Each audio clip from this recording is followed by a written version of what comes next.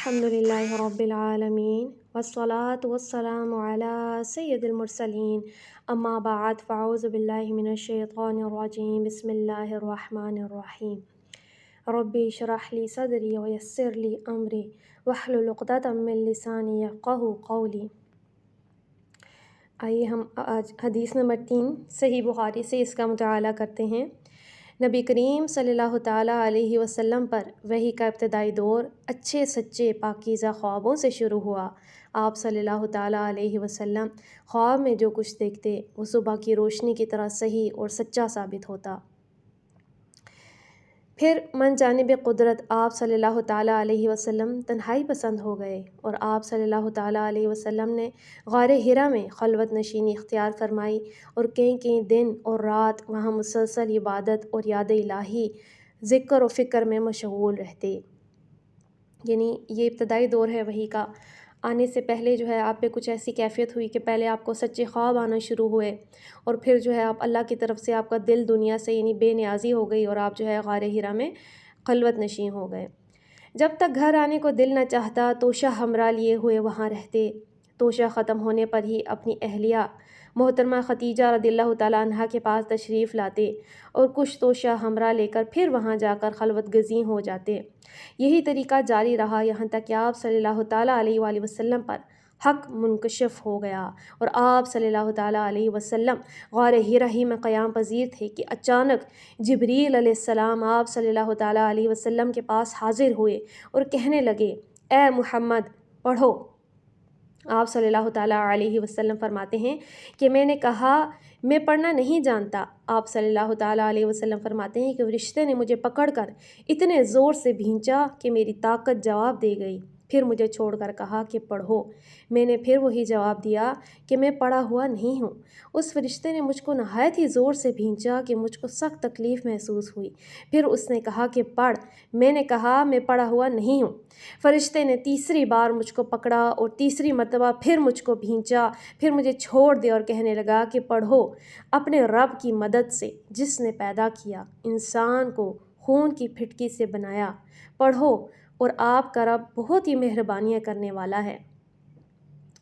बस यही आयतें आप सल्लल्लाहु ताला अलैहि वसल्लम जिब्रील अलैहिस्सलाम से सुनकर इस हाल में गारे हिरा से वापस हुए कि आप सल्लल्लाहु ताला अलैहि वसल्लम का दिल इस अनोखे वाक़ये से कांप रहा था। तो ये वो गैब के मामलात हैं जो आप पर ज़ाहिर होना शुरू हुए। ये गैब से फ़रिश्ता आपके सामने ज़ाहिर हुआ और आपको जो है भींच कर कहने लगा झटका देकर कि आप पढ़ें। तो आपने फरमाया मैं तो पढ़ा हुआ नहीं हूँ। 2-3 बार ऐसा मामला हुआ। फिर उन्होंने सूरह अलक़ की इब्तिदाई आयतें आपको तालीम फरमाई। इक़रा बिस्मि रब्बिकल्लज़ी ख़लक़ ख़लक़ल इंसान मिन अलक़ इक़रा व रब्बुकल अकरम अल्लज़ी अल्लम बिल क़लम। तो आप ये आयतें लेकर बहुत घबराए हुए थे और कांप रहे थे। आप जो है वो आयतें सुनकर वहाँ से वापस हुए। आप सल्लल्लाहु ताला अलैहि वसल्लम खतीजा के यहाँ तशरीफ़ लाया। फरमाया कि मुझे कंबल उड़ा दो, मुझे कंबल उड़ा दो। लोगों ने आप सल्लल्लाहु ताला अलैहि वसल्लम को कंबल उड़ा दिया। जब आप सल्लल्लाहु ताला अलैहि वसल्लम का डर जाता रहा तो आप सल्लल्लाहु ताला अलैहि वसल्लम ने अपनी ज़ौजा मोहतरमा खतीजा रदियल्लाहु ताला अन्हा को तफ़सील के साथ ये वाक़या सुनाया और फरमाने लगे कि मुझको अपनी जान का खौफ हो गया है। आप सल्लल्लाहु ताला अलैहि वसल्लम की अहलिया मोहतरमा खदीजा रदियल्लाहु ताला अन्हा ने आपकी ढारस बंधाई और कहा, आपका ख्याल सही नहीं है। अल्लाह की कसम आपको अल्लाह कभी रुस्वा नहीं करेगा। आप तो इखलाक़ फ़ाज़ला के मालिक हैं। आप तो कुंबा परवर हैं। बेकसों का बोझ अपने सर पर रख लेते हैं। मुफ़लिसों के लिए आप कमाते हैं। मेहमान नवाज़ी में आप बेमिसाल हैं। मुश्किल वक्त में आप अम्र हक़ का साथ देते हैं। ऐसे औसाफ़े हसना वाला इंसान यूँ बेवक्त ज़िल्लत व ख्वारी की मौत नहीं पा सकता। फिर मज़ीद तसल्ली के लिए खतीजा रदियल्लाहु ताला अन्हा आप सल्लल्लाहु ताला अलैहि वसल्लम को वर्क़ा बिन नौफ़ल के पास ले गईं, जो उनके चचाज़ाद भाई थे और ज़माने जाहिलियत में नसरानी मज़हब इख्तियार कर चुके थे और इब्रानी ज़बान के कातिब थे। चुनांचे इंजील को भी हस्ब मंशाए खुदावंदी इब्रानी ज़बान में लिखा करते थे। यानी इंजील जो है वो सरयानी ज़बान में नाजिल हुई और उसका तर्जुमा इब्रानी ज़बान में हुआ। वर्क़ा इसी को लिखते थे। तो ये जो है क्योंकि वो इल्म रखने वाले थे, अहले किताब में से थे, इंजील का इल्म रखते थे और ये अजीब जो मामला हुआ इस पर हज़रत खतीजा जो हैं आपको वर्क़ा बिन नौफ़ल के पास ले गईं। وہ بہت بوڑھے ہو گئے تھے، یہاں تک کہ ان کی بینائی بھی رخصت ہو چکی تھی۔ خدیجہ رضی اللہ تعالیٰ عنہا نے ان کے سامنے آپ صلی اللہ تعالیٰ علیہ وسلم کے حالات بیان کیے اور کہا، اے چچا زاد بھائی، اپنے بھتیجے محمد صلی اللہ تعالیٰ علیہ وسلم کی زبانی ذرا ان کی کیفیت سن لیجئے۔ وہ بولے کہ بھتیجے، آپ نے جو کچھ دیکھا ہے اس کی تفصیل سناؤ۔ چنانچہ آپ صلی اللہ تعالیٰ علیہ وسلم نے از اول تاخیر پورا واقعہ سنایا، جسے سن کر ورقہ بے اختیار ہو کر بول اٹھے کہ یہ تو وہی ناموس معزز رازدان فرشتہ ہے جسے اللہ نے موسیٰ علیہ السلام پر وحی دے کر بھیجا تھا۔ کاش میں آپ کے اس عہد نبوت کے شروع ہونے پر جواں عمر ہوتا، کاش میں اس وقت تک زندہ رہتا جب کہ آپ کی قوم آپ کو اس شہر سے نکال دے گی۔ رسول اللہ صلی اللہ تعالیٰ علیہ وسلم نے یہ سن کر تعجب سے پوچھا کہ کیا وہ لوگ مجھ کو نکال دیں گے، حالانکہ میں تو ان میں صادق و امین و مقبول ہوں؟ ورقہ بولا، ہاں یہ سب کچھ سچ ہے، مگر جو شخص بھی آپ کی طرح امر حق لے کر آیا لوگ اس کے دشمن ہی ہو گئے۔ اگر مجھے آپ کی نبوت کا وہ زمانہ مل جائے تو میں آپ کی پوری مدد کروں گا۔ مگر ورقہ کچھ دنوں کے بعد انتقال کر گئے، پھر کچھ عرصہ تک وہی کی آمد موقوف رہی۔ یہ صحیح بخاری حدیث نمبر 3 ہم نے سنی کہ انہوں نے جو ہے علم رکھتے تھے، پہلے سے ہی جان لیا کہ آپ جو پیغام لے کر آئے ہیں اس پیغام کے بعد آپ کی قوم آپ کے دشمن ہو جائیں گے۔ تو انہوں نے خواہش ظاہر کی کہ کاش میں اس وقت جوان ہوتا، کہ کاش میں آپ کی مدد کرتا کہ جب آپ کی قوم آپ کو آپ کے شہر سے نکال دے گی۔ تو یہ علم والے تھے، علم رکھتے تھے، جانتے تھے کہ جو بھی اس طرح کا حق لے کر آتا ہے اس کے ساتھ اس کی قوم ایسے ہی کرتی ہے۔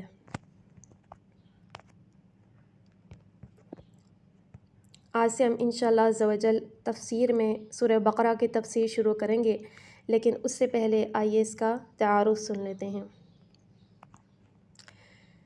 اس سورہ کا نام بقرہ اس لیے ہے کہ اس میں ایک جگہ گائے کا ذکر آیا ہے، یعنی عربی زبان کا لفظ ہے بقرہ، جس کا معنی ہوتا ہے گائے۔ قرآن کی ہر صورت میں اس قدر وسیع مضامین بیان ہوئے ہیں کہ ان کے لیے مضمون کے لحاظ سے جامع عنوانات تجویز نہیں کیے جا سکتے۔ عربی زبان اگرچہ اپنی لغت کے اعتبار سے نہایت مالدار ہے، مگر بہرحال تو انسانی زبان ہے۔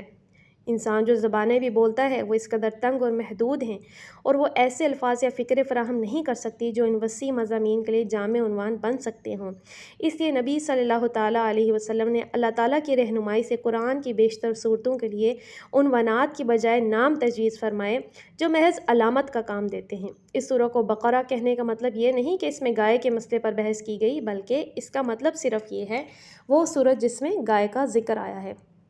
اسی طرح سے کئی ساری صورتیں جو کہ صرف محض نشانیوں کے بیس پہ جو ہے ان کے نام اس طرح سے رکھے گئے ہیں۔ ایسے ہی سورہ بقرہ میں کیونکہ گائے کا تذکرہ تھا تو اس وجہ سے اس کا نام سورہ بقرہ رکھا گیا۔ آئیے اس کا زمانہ نزول سنتے ہیں کہ ہمیں معلوم ہے کہ 2.5 پارے پر یہ صورت ہے، کافی قرآن کی سب سے بڑی عظیم اور جامع صورت ہے،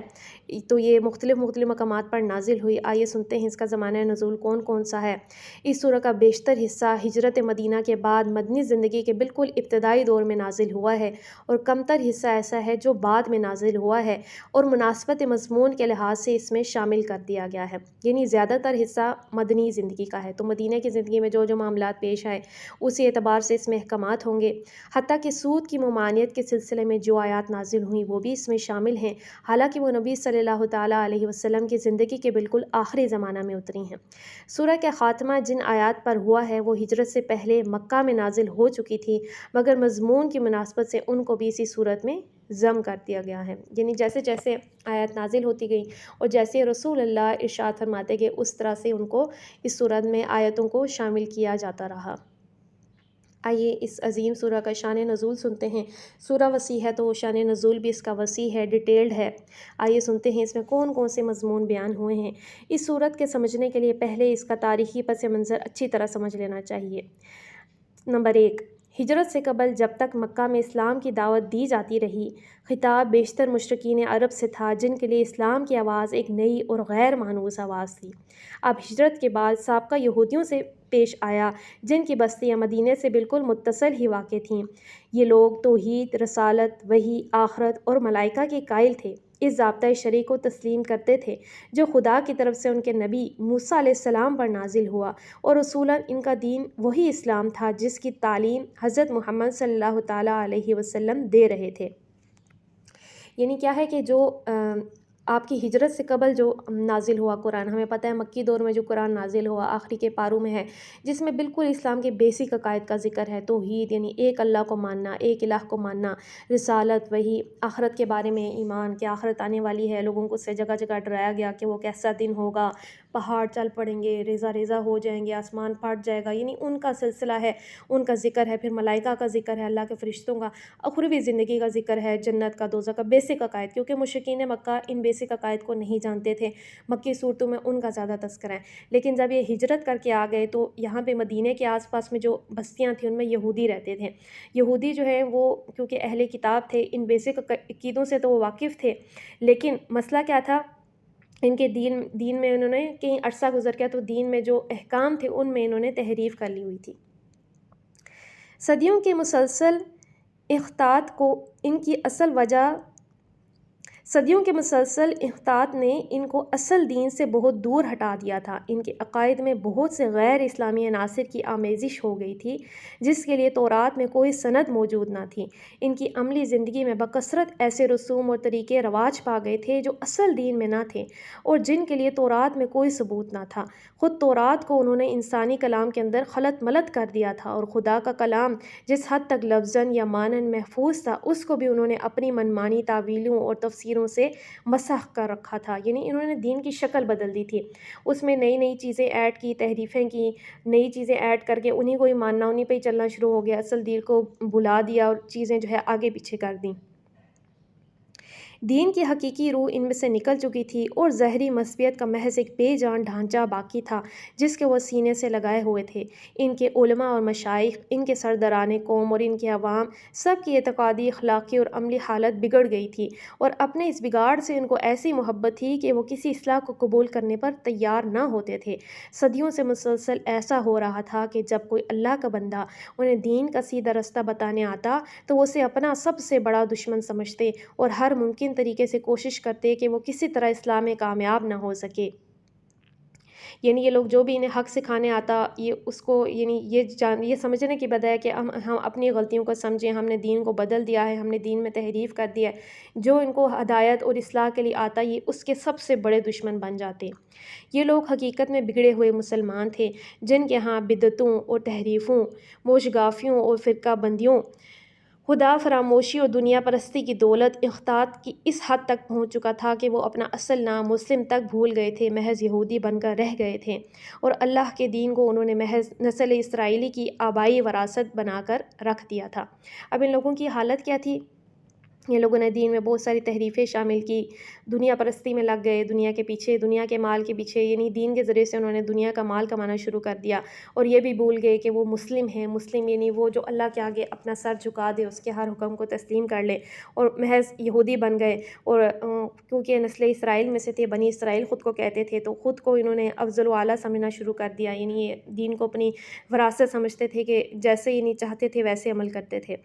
پس جب نبی صلی اللہ تعالیٰ علیہ وسلم مدینہ پہنچے تو اللہ تعالیٰ نے آپ کو ہدایت فرمائی کہ ان کو اصل دین کی دعوت دیں، چنانچہ سورہ بقرہ کی ابتدائی 16 رکوع اسی دعوت پر مشتمل ہیں۔ اس میں یہودیوں کی تاریخ اور ان کی اخلاقی و مذہبی حالت پر جس طرح تنقید کی گئی ہے اور جس طرح ان کے بگڑے ہوئے مذہب و اخلاق کی نمایاں خصوصیات کے مقابلے میں حقیقی دین کے اصل پہلو بہ پہلو پیش کیے گئے ہیں، اس سے یہ بات بالکل آئینے کی طرح واضح ہو جاتی ہے کہ ایک پیغمبر کی امت کے بگاڑ کی نوعیت کیا ہوتی ہے۔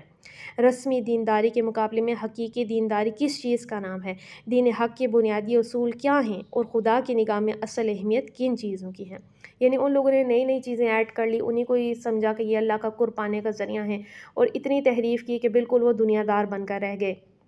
تو اس سورہ کے جو ابتدائی 16 رکوع ہیں اس میں ان کو ہدایت کی گئی ہے۔ آج بھی دیکھا جائے تو اسرائیل کی جو حالت ہے، بنی اسرائیل کی، وہ دنیا کے سامنے ہے، یعنی وہ جو ہے دنیا میں طرح طرح کا ظلم و ستم اور فتنہ کر رہے ہیں، اس کو اصلاح کا نام دیتے ہیں اور کسی طرح کی اصلاح کو قبول کرنے پر وہ راضی نہیں ہوتے۔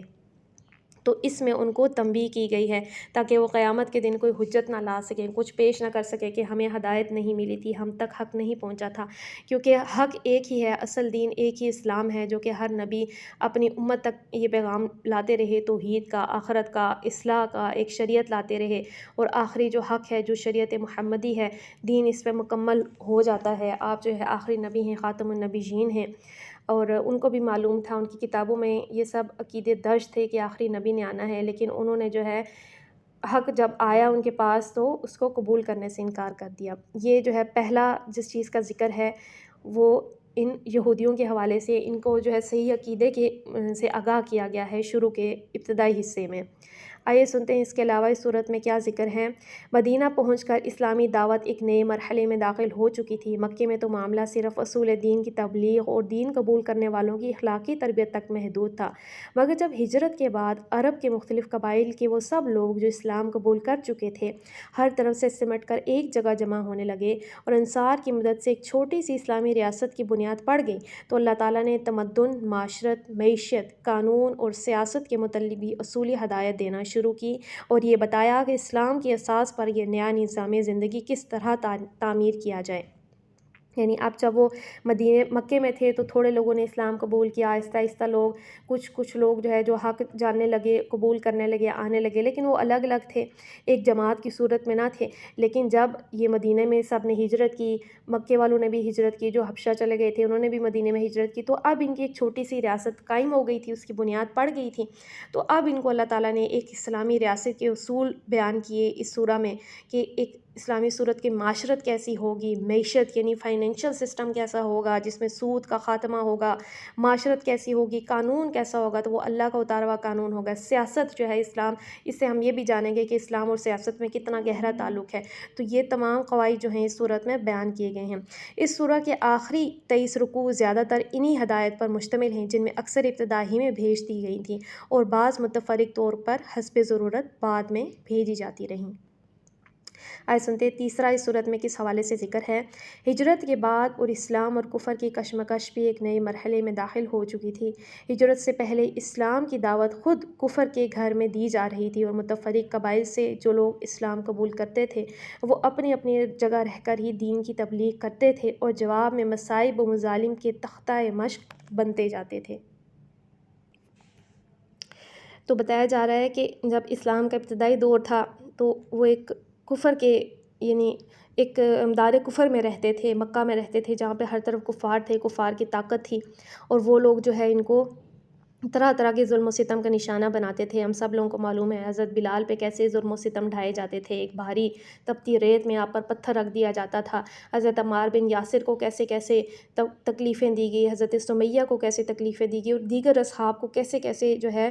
ظلم و ستم کا نشانہ بنایا جاتا رہا۔ مگر ہجرت کے بعد جب یہ منتشر مسلمان مدینہ میں جمع ہو کر ایک جتھا بن گئے اور انہوں نے ایک چھوٹی سی آزاد ریاست قائم کر لی تو صورتحال یہ ہو گئی کہ ایک طرف ایک چھوٹی سی بستی اور دوسری طرف تمام عرب اس کا استحصال کرنے پر تلا ہوا تھا۔ اب اس مٹھی بھر جماعت کی کامیابی کا ہی نہیں بلکہ اس کے وجود و بقا کا انحصار بھی اس بات پر تھا کہ وہ اولاً پورے جوش و خروش کے ساتھ اپنے مسلک کی تبلیغ کر کے زیادہ سے زیادہ لوگوں کو اپنا ہم عقیدہ بنانے کی کوشش کریں، ثانیاً دوسرا یعنی وہ مخالفین کے برسر باطل ہونا اور ان کے ثابت و مبرہن کر دے اور کسی ذی عقل انسان کو اس میں شبہ نہ رہے، تیسرا بے خواہ و ماں ہونے اور تمام ملک دعوت و مزاحمت سے دوچار ہونے کی بنا پر فقر و فاقہ اور ہمہ وقت بے امنی بے اطمینانی کی حالت جو ان پر طاری ہو گئی تھی اور جن خطرات میں وہ چاروں طرف سے گر گئے تھے ان میں وہ ہراساں نہ ہوں بلکہ پورے صبر و ثبات کے ساتھ ان کا مقابلہ کریں اور اپنے عزم میں ذرا تزلزل نہ آنے دیں۔ چوتھا وہ پوری دلیری کے ساتھ ہر وقت اس مسلح مزاحمت کا مسلح مقابلہ کرنے کے لیے تیار ہو جائیں جو ان کی دعوت کو ناکام بنانے کے لیے کسی طاقت کی طرف سے کیا جائے اور اس بات کی ذرا پرواہ نہ کریں کہ مخالفین کی تعداد اور ان کی مادی طاقت کتنی زیادہ ہے۔ پانچواں ان میں ہمت اتنی پیدا کی جائے کہ اگر عرب کے لوگ اس نئے نظام کو جو اسلام قائم کرنا چاہتا ہے فہمائش سے قبول نہ کریں تو انہیں جاہلیت کے فاسد نظام زندگی کو بزور مٹا دینے میں بھی تعامل نہ ہو۔ اللہ تعالیٰ نے اس صورت میں ان پانچوں امور کے متعلق ابتدائی ہدایات دی ہیں، یعنی ان تمام چیزوں کی ہدایات دی ہیں کہ وہ کیسے کفار کا مقابلہ کریں اگر وہ ان کو ختم کرنے کی کوشش کریں، کیسے اس دین کی زیادہ سے زیادہ تبلیغ کریں۔ اب یہ حق ہے، جیسے جیسے لوگ اس کو سمجھتے تھے ان کے دل میں خود ہی موٹیویشن پیدا ہوتی تھی کہ وہ اس حق کو دوسروں کو بھی بتائیں، دوسروں کو بھی ہدایت کریں، دوسروں کو بھی رہنمائی کریں۔ اب ایک ریاست قائم ہو گئی ہے، اگر اس کو کوئی طاقت کے ذریعے سے اس کا کوئی ختم کرنا چاہتا ہے، جیسے ہمیں پتہ ہے بدر کا میدان لگا، کتنے سارے اور میدان لگے یہ احد کا میدان لگا، فتح مکہ ہوا، یہ تمام جو میدان لگتے رہے، خندق کا جو موقع تھا جس میں تمام قبیلے جمع ہو کے مسلمانوں کے خلاف آ گئے، تو اب ہر موقع پہ جو ہے رہنمائی ان کی فرمائی جاتی رہی کہ کیسے وہ ہمت نہ ہاریں، ان سے مقابلہ کریں۔ تو یہی وجہ ہے کہ ان صحابہ نے کفر کے نظام کے خلاف جنگ کی ہے، یہی وجہ ہے کہ آج کوئی بڑے سے بڑا ولی، بڑے سے بڑا کتب، کوئی بڑے سے بڑا عالم، کوئی بڑے سے بڑا مفسر، کوئی بڑے سے بڑا مفتی جو ہے ان اصحاب کے قدموں کی خاک کو نہیں پہنچ سکتا کہ ان کی جو جنگ تھی، ایک مسلسل ایک خوف کے عالم میں بھی رہنا، اور ایک جو ہے ہر وقت کا خطرہ، ہر طرف کا خطرہ سر پہ منڈلا رہا ہے کہ کسی وقت بھی ان کے خلاف جو ہے کوئی عمل ہو جائے گا، کوئی اقدام ہو جائے گا، ان کو جڑ سے ختم کر دیا جائے گا۔ اس سب کے باوجود وہ ہمت انہوں نے طاری رکھی، اور ایسا یعنی ایمان ایسا تھا کہ اصحاب کا کہ ایک بار ایمان لے آئے تو پھر اس میں کبھی انہوں نے پلٹ کے کفر کی طرف نہیں دیکھا۔ تو ان تمام موقعوں پر ان کے لیے دلیری کے ساتھ مقابلہ کرنے کے لیے رہنمائی اس صورت میں فرمائی گئی ہے۔ اور آج بھی دیکھا جائے تو اسلام جو ہے اس کی ایک بنیاد، یعنی کہیں بھی ہم نے دنیا میں اسلامی نظام تو قائم نہیں ہے جیسا کہ جن اصولوں کے تحت اور جس طرح سے قرآن میں بیان کیا گیا ہے، قرآن کا نظام تو کہیں بھی قائم نہیں ہے۔ تو آج بھی اگر ہمیں عصر نو اسلام کی تعمیر کرنی ہوگی تو انہی اصولوں کے تحت جو ہے ایک اسلامی ریاست تعمیر ہوگی۔ اب ہم سب ان آیتوں سے، اس قرآن سے، اس کو خود سے کیسے ریلیٹ کر سکتے ہیں؟ مسئلہ یہ ہے کہ ہم قرآن کو خود سے ریلیٹ نہیں کرتے۔ اگر ہم جتنا اس کو ریلیٹ کریں گے اپنے معاشرے سے، اپنے جو ہے سوسائٹی سے اس کو جتنا ریلیٹ کرنے کی کوشش کریں گے، اتنا ہی ہم اس کتاب کو سمجھنے میں کامیاب ہوں گے۔ آئے سنتے ہیں اس کتاب میں اس کے علاوہ کیا، اس صورت میں اس کے علاوہ کس چیز کا ذکر ہے۔ دعوت اسلامی کے اس مرحلے میں ایک نیا عنصر بھی ظاہر ہونا شروع ہو گیا، اور یہ عنصر منافقین کا عنصر تھا۔ یعنی یہ ایک بہت اہم موضوع ہے، قرآن میں جگہ جگہ یہ بیان ہوا ہے۔ اگرچہ نفاق کے ابتدائی آثار مکہ کے آخری زمانے میں بھی نمایاں ہونے لگے تھے، مگر وہاں صرف اس قسم کے منافقین پائے جاتے تھے جو اسلام کے برحق ہونے کے تو معترف تھے اور ایمان کا اقرار بھی کرتے تھے، لیکن اس کے لیے تیار نہ تھے کہ اس حق کی خاطر اپنے مفاد کی قربانی، اپنے دنیاوی تعلقات کا انقطاع اور ان مصائب و شدائد کو بھی برداشت کر لیں جو اس مسلک کے حق کو قبول کرنے کے ساتھ ہی نازل ہونا شروع ہو جاتے تھے۔ ظاہر ہے جو حق قبول کرتے تھے، طرح طرح کی شدید تکلیفیں، قبیلے سے جدائی، مال و دنیا ان سے لے لیا جاتا تھا، ان کو باندھ کے ڈال دیا جاتا تھا ایک جگہ، کئیوں کو جو ہے ظلم و ستم ان پہ ڈھائے جاتے تھے۔ اب کئی ایسے لوگ تھے جو کہ مانتے تو تھے، قبول تو کرتے تھے کہ یہ حق ہے، لیکن وہ کسی قسم کی قربانی دینے کے لیے تیار نہیں تھے۔ آج ہماری بھی یہی حالت ہے، ہم کہتے تو ہیں کہ اسلامی نظام آ جائے، اسلام جو ہے ٹاپ پہ آ جائے، ہم سب چاہتے ہیں، لیکن ہمیں سے کوئی بھی قربانی دینے کے لیے تیار نہیں ہے۔ تو ہمیں خود بھی دیکھنا چاہیے کہ یہاں پہ کس کا ذکر ہو رہا ہے اور ہم کس زمرے میں آتے ہیں۔ مدینہ پہنچ کر اس قسم کے منافقین کے علاوہ چند اور قسموں کے منافق بھی اسلامی جماعت میں پائے جانے لگے۔ ایک قسم کے منافق وہ تھے جو قطعاً اسلام کے منکر تھے اور محض فتنہ برپا کرنے کے لیے جماعت مسلمین میں داخل ہو جاتے تھے۔ کچھ وہ تھے جو کہ بالکل تھے ہی منکر اندر سے، لیکن وہ جسٹ ان کے شامل ہو جائیں اور ان کے اندر جو ہے فتنہ برپا کریں، ان کو تباہ کر دیں۔ دوسری قسم کے منافق وہ تھے جو اسلامی جماعت کے دائرہ اقتدار میں گھر جانے کی وجہ سے اپنے مفاد اسی میں دیکھتے تھے، اور ایک طرف مسلمانوں میں بھی اپنا شمار کرائیں اور دوسری طرف مخالفین اسلام سے بھی ربط رکھیں تاکہ دونوں طرف کے فوائد سے متمتع ہوں اور دونوں طرف کے خطرات سے محفوظ رہیں۔ تو دوسری قسم کے کون تھے؟ جو کہ ایک طرف ان سے ہیں، اپنا مفاد دیکھتے تھے، جہاں ان کا مفاد نظر آتا، جہاں پہ لگتا کہ مسلمانوں کے ساتھ شامل ہونے میں مفاد ہے، ظاہری طور پہ مسلمان ہو گئے، اندر اندر کفار سے بھی رابطے رکھے ہوئے۔ تو آج دیکھا جائے تو ہم تو چھپے ہوئے منافق نہیں ہیں، ہم اپنے حکمرانوں کو دیکھیں تو وہ تو کھلے منافق ہیں، جہاں اسلامی احکام اور اسلام کے ان کی اسلامی نظام کو قائم کرنے کی بات آتی ہے، جہاں سود کو ختم کرنے کی بات آتی ہے، جہاں شریعت کو نافذ کرنے کی بات آتی ہے، تو وہاں پر جو ہے کفار کوئی اپنے مفاد کے تحت، اپنے ملکی مفاد کے تحت، اپنے عہدے کے مفاد کے تحت جو ہے اس کے مقابلے میں، ایمان کے مقابلے میں کفر کو قبول کیا جاتا ہے۔ تیسری قسم ان لوگوں کی تھی جو اسلام اور جاہلیت کے درمیان متردد تھے، ان اسلام کے برحق ہونے پر کامل اطمینان نہ تھا، مگر چونکہ ان کے قبیلے یا خاندان کے بیشتر لوگ مسلمان ہو چکے تھے اس لیے وہ بھی مسلمان ہو گئے تھے۔ اب اس طرح کے لوگ بھی ہم میں پائے جاتے ہیں جو کہ محض اس وجہ سے کہ ان کے والدین مسلمان ہیں، خاندان مسلمان ہے، ایک مسلمان گھر میں انہوں نے آنکھ کھولی ہے، وہ مسلمان ہیں، لیکن اندر سے وہ ایک شک کا شکار ہیں، اندر سے ان کو کامل یقین نہیں ہے کہ یہ حق کتاب ہے، یا یہ وہ کتاب ہے کہ ذالک الکتاب لا ریب فیہ، جس میں کوئی شک نہیں ہے، یعنی اندر سے وہ ڈگمگائے ہوئے ہیں۔ جب انہیں لگتا ہے اسلام جو ہے کچھ ان کو بہتری دے رہا ہے یا اسلام پاور میں آ رہا ہے، تو پھر ان کو لگتا ہے کہ شاید یہ حق ہے، جہاں کوئی اسلام کی بات کرتا ہے تھوڑا امپریس ہو جاتے ہیں، لیکن اندر سے کامل ایمان نہیں ہے، اندر سے ڈگمگائے ہوئے ہیں۔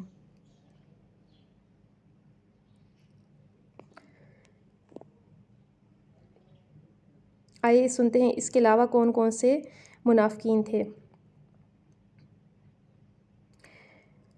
چوتھی قسم میں وہ لوگ شامل تھے جو امر حق ہونے کی حیثیت سے تو اسلام کے قائل ہو چکے تھے، مگر جاہلیت کے طریقے اور اوہام اور رسمیں چھوڑنے اور اخلاقی پابندیاں قبول کرنے اور فرائض و ذمہ داریوں کا بار اٹھانے سے ان کا نفس انکار کرتا تھا۔ اب چوتھی قسم کے منافق کون لوگ تھے؟ جو کہ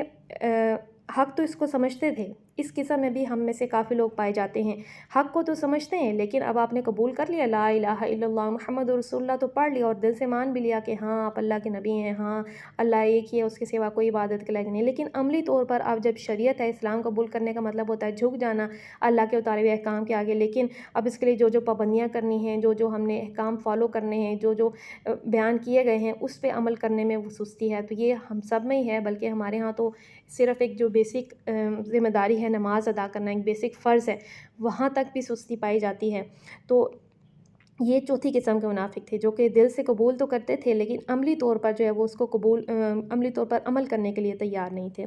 سورہ بقرہ کے نزول کے وقت ان مختلف اقسام کے منافقین کے ظہور کی محض ابتدا تھی، اس لیے اللہ تعالیٰ نے ان کے صرف اجمالی ارشاد فرمائے، بعد میں جتنی جتنی ان کی صفات اور حرکات نمایاں ہوتی گئیں، اسی قدر تفصیل کے ساتھ بعد کی صورتوں میں ہر قسم کے منافقین کے متعلق ان کی نوعیت کے لحاظ سے الگ الگ ہدایات بھیجی گئیں۔ تو ابھی منافقین کا موضوع بھی ایک بہت امپورٹنٹ قرآن کا موضوع ہے،